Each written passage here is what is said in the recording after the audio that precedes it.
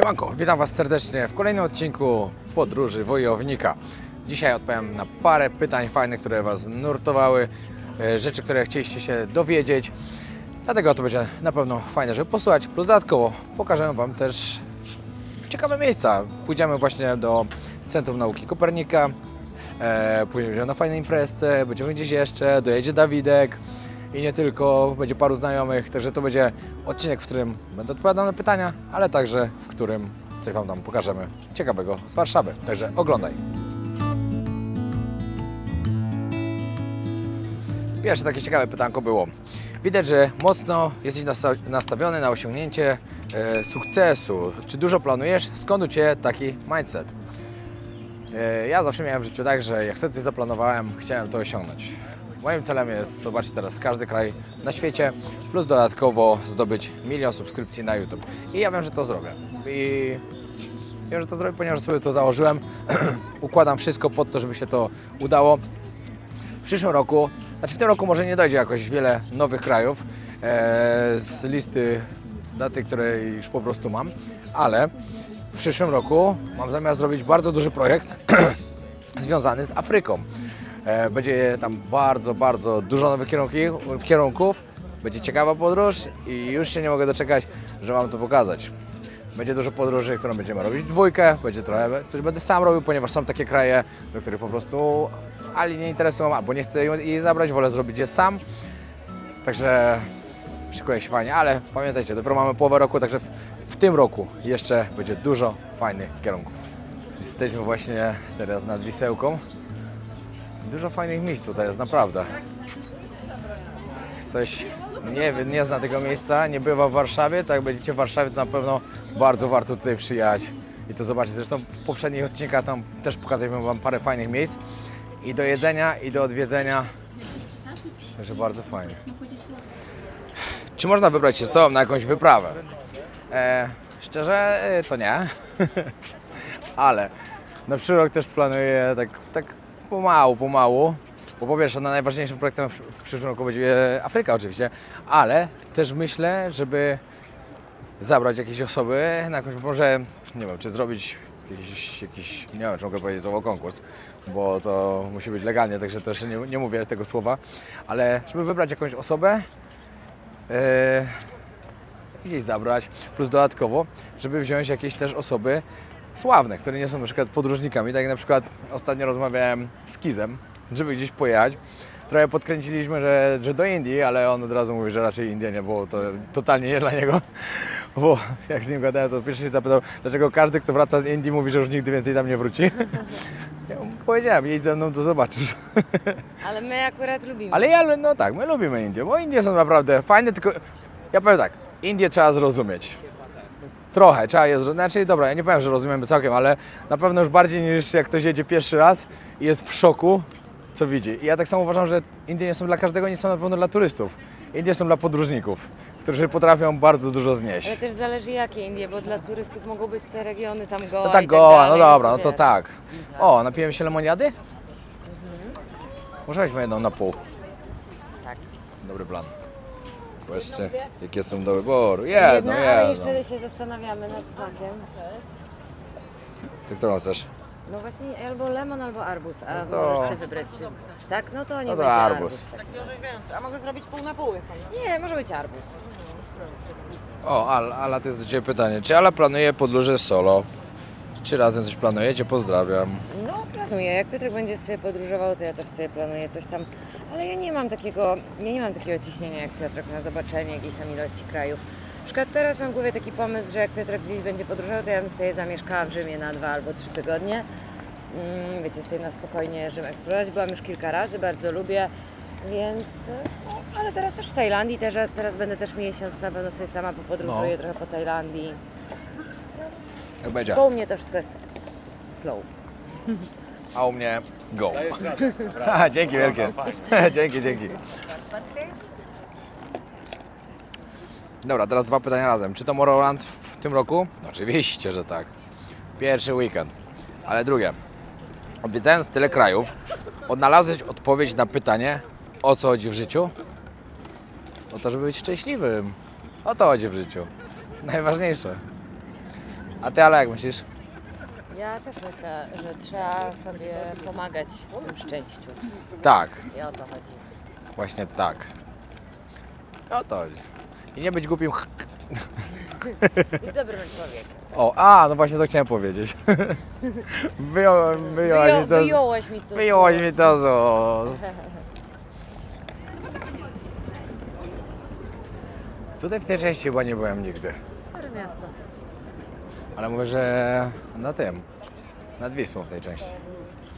Co jest Twoim priorytetem w czasie podróży? Co zamierzasz po odbyciu wszystkich podróży? Po odbyciu wszystkich podróży zamierzam podróżować. Nie, moim priorytetem, to tak jak mówiłem, no na pewno jest teraz odwiedzenie każdego kraju na świecie. Nie jest to koniecznie tak, że wiecie, niektórzy ludzie mówią, że co to za zwiedzanie, jak byłem na przykład gdzieś 3 dni albo coś. Ale ja mam tak, że dla mnie moje podróże to jest coś, że ja podróżuję do danego kraju i odwiedzam to, co chcę zobaczyć po prostu. Nie ma tak, że muszę zobaczyć wszystko, każdy region i coś, co mnie nie interesuje, bo muszę tam jechać, bo ktoś mi powie, że za mało tam byłem, albo za krótko. To jest totalny bezsens. Naprawdę, bo jak ktoś jedzie na przykład, nie wiem, do Egiptu zobaczyć piramidy i zobaczyć tylko piramidy, a nie zobaczy nic innego w Kairze, no to co, ktoś mu powie, że on nie był w Egipcie? No, głupi przykład taki kupił, nie? Boli cię oko? Nie, ale nie widzę kropelki. No, ale musi co chwilę sobie kropelki wyrzucać. O, jakiś youtuber, patrz. Chodzi i nagrywa. Do roboty się weź, a nie. nie robi. Wiecie, ile razy ja jeszcze słyszę teraz? To jest szok. Kanał już mam 5,5 roku, a cały czas jeszcze słyszę komentarze: weź się do roboty. Jak ja sobie pomyślę, jak ja miał jeszcze więcej robić niż robię, co już praktycznie się nie da, bo już mam tak wypełniony do pełna plan, to szok. A zresztą, czy dla kogoś weź się do roboty, napisać komuś, kto teraz pracuje, to raz, a po dwa, czy każdy facet musi pracować na budowie? Nie, nie każdy. YouTube to jest praca.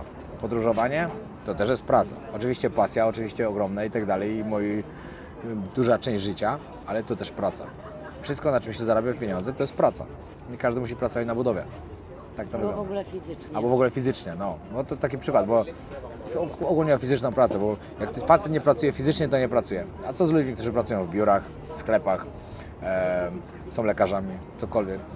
Nie każdy pracuje fizycznie, To jest praca. ale praca youtubera to też praca. Ja wiem, ale chodzi mi, że w mniemaniu tych ludzi. Aha, no tak, no. Że Także- to jest praca, że ty nie musisz pracować fizycznie tak dosłownie, No. że się męczysz. Tak, tylko- ale ja się też męczę. Podróże męczą. Szczególnie jak się jest parę miesięcy w podróży. Ostatnio też właśnie rozmawialiśmy z naszymi ziomkami o tym, że jaki jest limit czasu podróży, żeby jeszcze nie męczyła. No, to mój to jest 3 miesiące. A twój? No mój chyba 2. 2 miesiące. No. Także... Zależy, gdzie się podróżuje. Tak, ale też to chodzi No. o to, że po prostu, że robisz to z taką energią i tak, wiesz, masz chęci zwiedzania, a powyżej 2 miesięcy to już po prostu jest takie przemęczenie, że już to tak No. nie cieszy. Ja naprawdę bardzo podziwiam ludzi, którzy na przykład są cały czas w podróży, na przykład rok, 2, 3. No. To nie masz, znaczy, wiecie, też inaczej wygląda podróżowanie, jak się podróżuje, żeby podróżować, a inaczej jak się podróżuje i nagrywa vlogi. Bo to jest zupełnie inna bajka. Tak, bo ci ludzie zazwyczaj są dłużej w jednym miejscu, a nie tak, że cały czas się... No tak, no wiecie, jak się nagrywa, to jednak cały czas się musi zmieniać, coś chce, czas trzeba być w nowym miejscu i tak dalej, żeby te vlogi były interesujące. I to jest zdecydowanie dużo bardziej męczące. Ale ja to kocham. Uważam, że mam najlepszą pracę na świecie. I oby trwała wiecznie. I tak będzie. Kolejne pytanko. Można? Jasne. Tak, pewnie. Dziękuję bardzo. Czy byłeś finansowo zabezpieczony, kiedy zaczynałeś jako podróżnik? Nie znam żadnego podróżnika, który był zabezpieczony finansowo, Nie, jak są zaczynał tacy, podróż. że wiesz, na przykład, nie wiem, że pracowali przez ileś tam lat i później z A, oszczędności no jadą dobra, i no. podróżują. Znaczy dużo to też- jest takich. No, tylko zależy jak kto odbiera zabezpieczony finansowo, bo, No taki, że bo niektórzy może miałeś odbierają tak, że jadę w oszczędności. podróż, wracam i dalej mam pieniądze. To nie, to kompletnie tak nie było. Ja swoją pierwszą podróż miałem tak, że miałem tylko na parę krajów pieniądze i to takie naprawdę na bardzo biedną podróż, tylko hostele, street food, autobusy i pociągi. A ty jak wyjeżdżałeś do Tajlandii, to miałaś coś odłożone, czy nie? No miałam coś tam, ale nie jakoś tak dużo. No i dobra, jesteśmy teraz w Centrum Nauki Kopernik, czyli miejsce, które polecało nam bardzo, bardzo dużo osób, żeby sprawdzić, jak będziemy w Warszawie. Dużo osób może twierdzić, że to jest bardziej dla dzieci, ale wcale nie. Oczywiście dla dzieci też, ale myślę, że my też będziemy mieli co robić i Wam pokazać.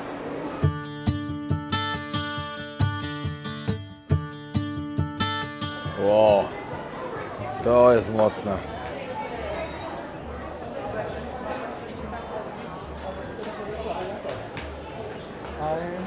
Ale Mercedes. Widzieliście Bonza, jak opowiadał Mercedes?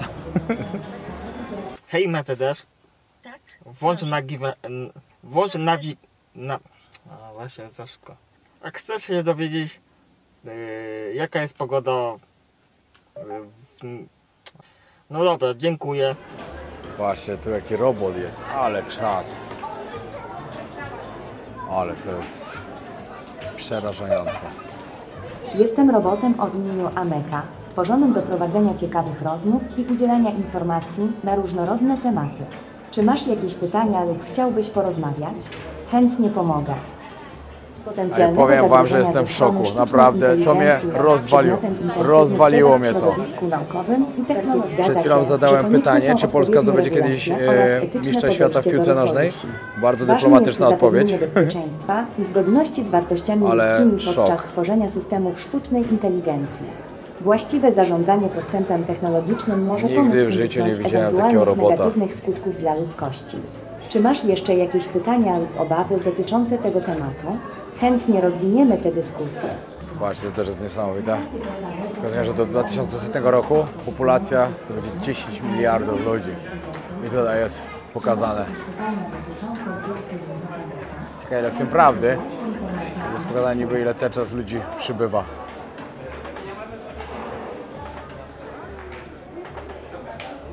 Ale to jest naprawdę tak mocne miejsce.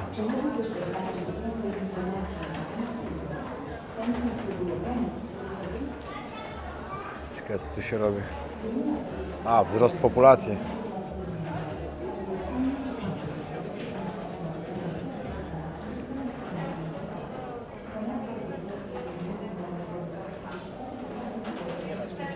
Tu się wybiera kraj? Nie, to się świetla cały świat. A. Zmiana długości życia, prędkość zaludnienia, wzrostu gospodarczego. Okej. Ciekawe, ciekawe. Znalazłem go. Po wielu latach. Ej, on miał 20 lat jak chyba. Piotrek po 2 latach w Rosji. Patrzcie to.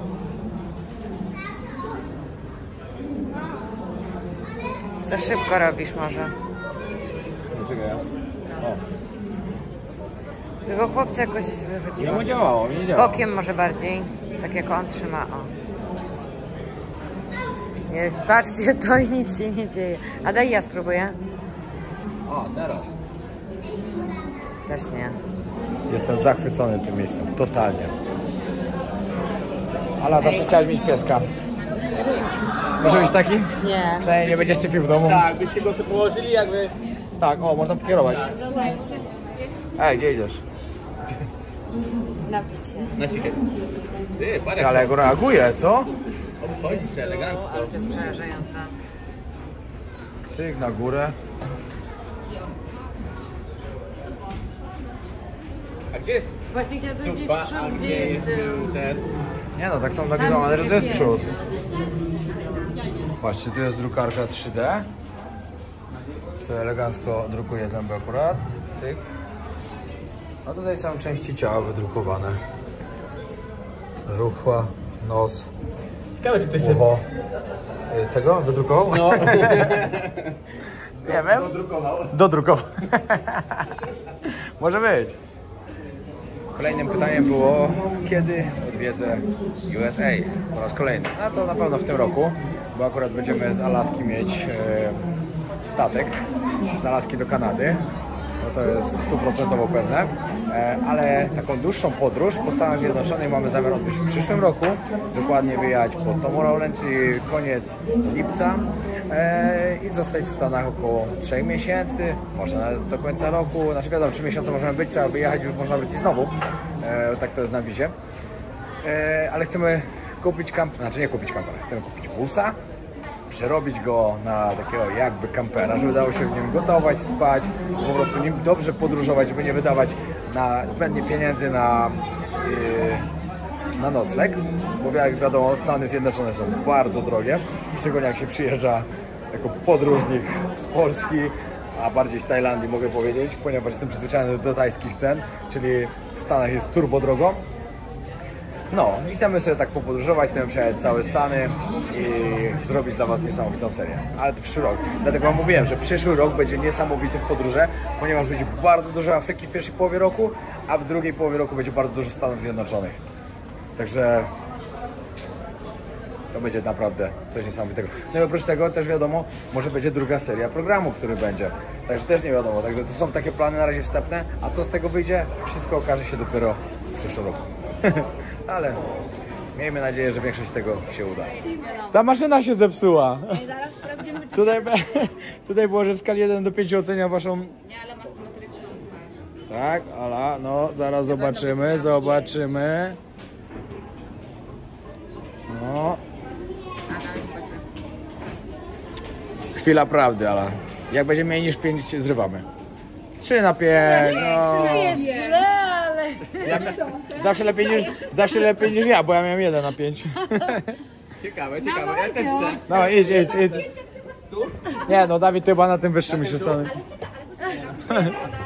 Halo, no dawaj, resetuj się. Dobra, dawaj. Dobra, może zrobię jakąś ładną twarz. Nie, to nie da rady. Nie da się tak zrobić. No, Dawid, ja to daję góra Według jego gustu. pół na 5. Na jakiej to jest podstawie? 1 na 5, no, jesteś tak samo brzydki jak ja. Dziękuję. Prawda. Daję drugą szansę, bo co najmniej 2 mam być. Uśmiechnij się Nie może. tak najgorzej, bo jeszcze mogło być 0. O, właśnie, 0 na 5 to by było w ogóle mocno. Chyba nie można mieć 0. Nie można mieć 0? A, no to... Pokaż zęby. Właśnie, ząbki masz ładne. Dalej. O. Było blisko. Było blisko 2. Tak, ale jednak zawróciło w dół. Ala, zatańcz, no. Ty, dać nogi, by tu... Ładnie se lecisz. A ty jaką masz to? Jak dzisiaj u Majewskiego, Ala. Ty.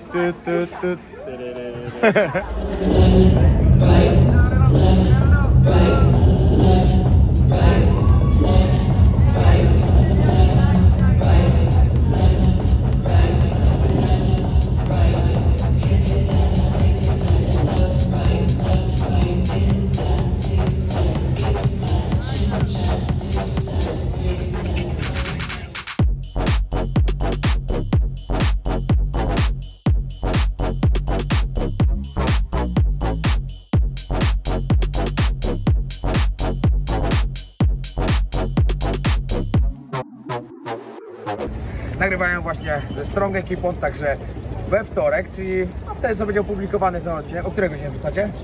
Myślę, że koło 17. Po 17. Odcinek będzie o 16:30, czyli ci, którzy zobaczą go od razu, zapraszam serdecznie na kanał. Posłuchajcie ciekawej rozmowy na temat moich podróży ostatnich. Także wbijajcie. Kolejne nagrywki i właśnie jestem z Winiem, także zapraszam serdecznie na jego kanał. Za jakiś tydzień, może lub 2 zobaczycie rozmowę ze mną, która była bardzo ciekawa. No i nagrywam dalej ze względu na to, że musiałem skończyć ostatni dzień, ale tym razem już nie z Warszawy, a Białegostoku. Pozdrawiam serdecznie. Właśnie wybieramy się w okolice, wybieramy się na Podlasie do Sokółki, ale to jeszcze w tym odcinku muszę dokończyć to, co zacząłem, czyli jeszcze odpowiedzieć na parę Waszych pytań i oczywiście od razu Wam coś pokazywać, żeby nie było nudno. Kolejne pytanko padło: jakie plany na wakacje? No to tak, plany na wakacje są takie zwykłe, powiedzmy. Bo na wakacje właśnie przyjechaliśmy do Polski. Czyli tutaj sobie troszkę pojeździmy po tej Polsce, a następnie wybieramy się na Tomorrowland do Belgii, tam spędzimy parę dni, a później Hiszpania. Będzie to Benidorm i Ibiza. Benidorm będzie, żeby odpocząć, Ibiza już trochę mniej, żeby odpocząć.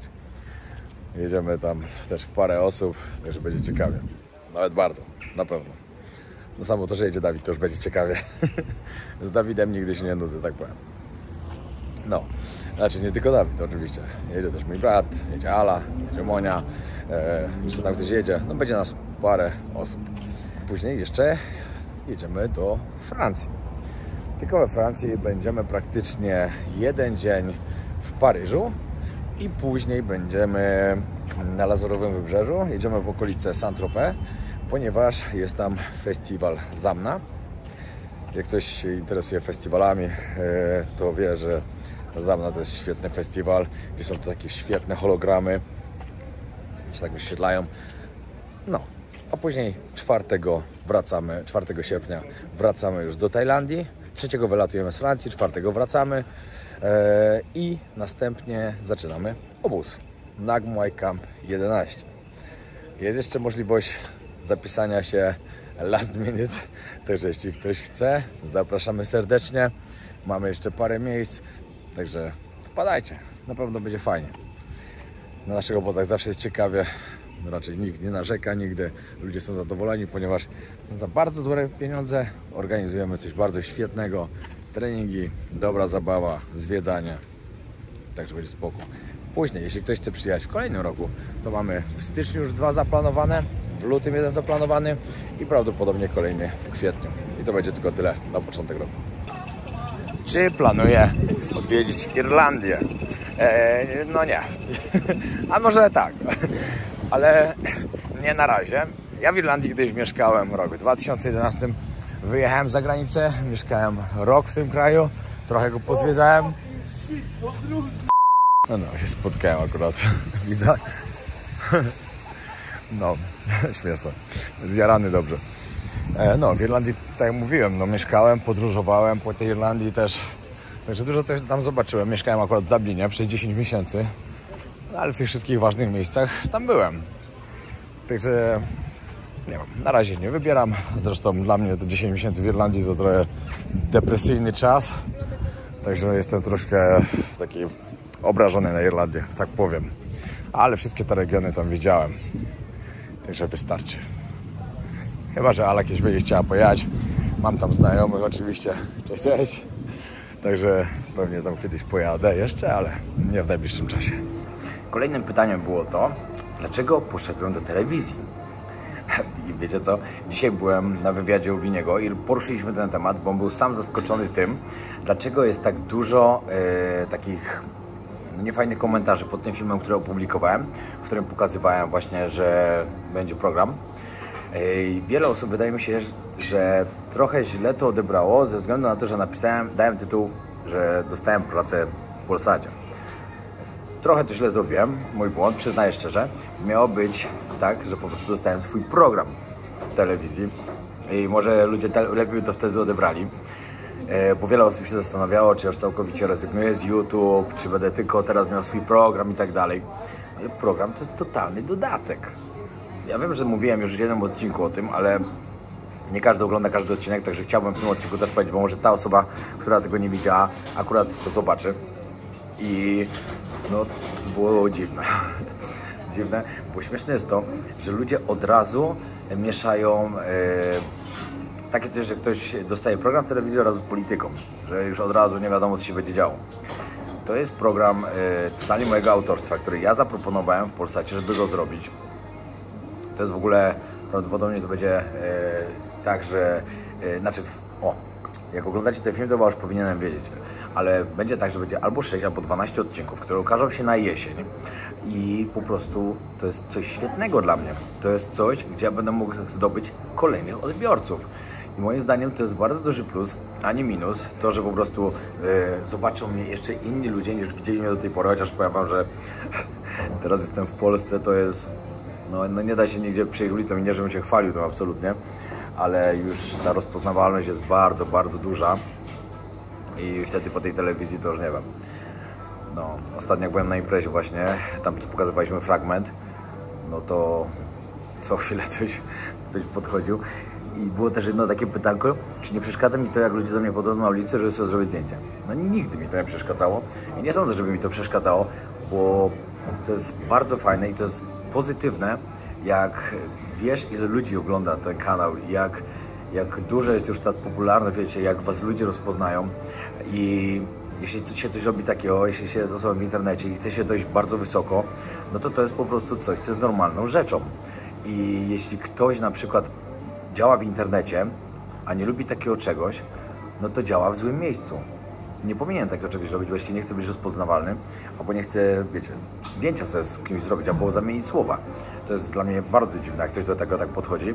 I ja na pewno nie jestem taką osobą, mnie to cieszy, także jakby co, nie martwcie się, śmiało, czaśniemy sobie fotę. Było jeszcze jedno pytanie, czy będę organizował w przyszłym roku wyjazd? Tak, będzie jeden wyjazd, jak mówiłem, obozy będą 3 albo 4, ale z Polkami w podróży będę miał tylko jeden wyjazd organizowany. Także jeśli ktoś jest zainteresowany, to mogę śmiało powiedzieć, że już połowa listy jest po prostu odhaczona. Tylko raz wrzuciliśmy to na Instagrama i już połowa listy się zapełniła. Ale jeśli by ktoś się chciał wybrać, są to pierwsze 2 tygodnie lutego, no to zapraszamy serdecznie. Więcej informacji można znaleźć po prostu na profilu Polki w podróży, albo napisać do nich na Instagramie, albo napisać do mnie, a ja przekieruję. Teraz pytanko było, kiedy nasz ślub z Alicją? Co do ślubu, to plany się trochę zmieniły, ale nie ze względu na to, że... nie, czekajcie, zmieniły się ze względu na to, że my zmieniliśmy plany. O, po prostu tak. Ponieważ po prostu chcemy to trochę przełożyć w czasie. Mamy teraz naprawdę dużo ważnych projektów do robienia. Z ślubem się nie śpieszy. Zresztą, mój brat miał teraz taki ślub, że ciężko będzie to przebić. Nie no, żartuję. Każdego ślub jest inny i każdy jest wyjątkowy. No po prostu go nie będzie na razie. Nie wiem, czy może za rok, może za 2.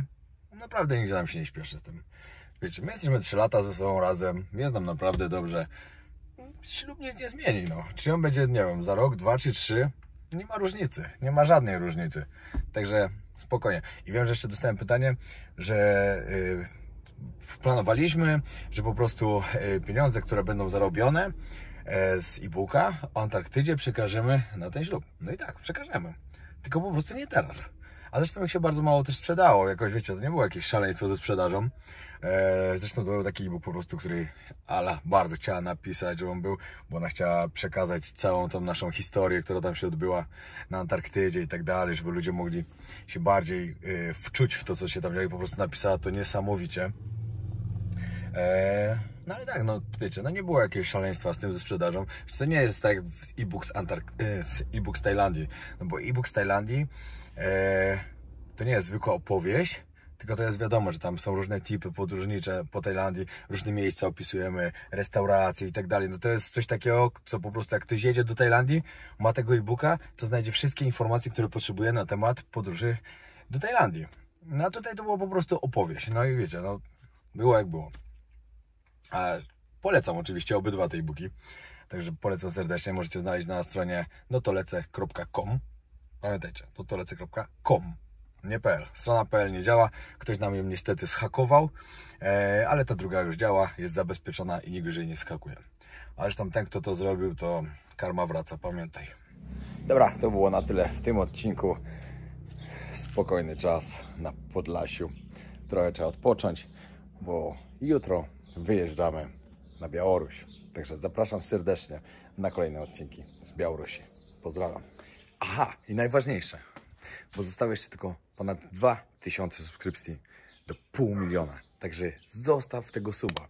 Zróbmy to najlepiej teraz, dzisiaj, żeby już było to 500 000, żeby na Białoruś pojawił się z tym 500 000. Będę bardzo wdzięczny. Pozdrawiam.